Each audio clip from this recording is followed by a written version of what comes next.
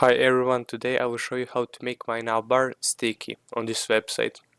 So here you can see my website. It doesn't have sticky navbar when you scroll, and we want navbar to follow us, to be sticky on the website here. So to do that, we click on navbar, and we go to position, and we click sticky. And what it does, it fixes an element to the canvas.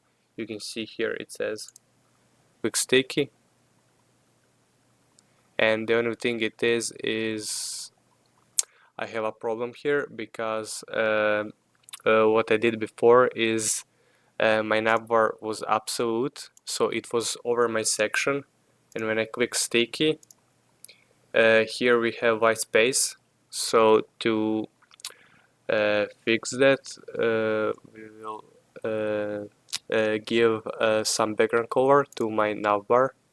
Let's say black. Okay, so this should work for this tutorial. Let's publish the website. And now we have a sticky navbar.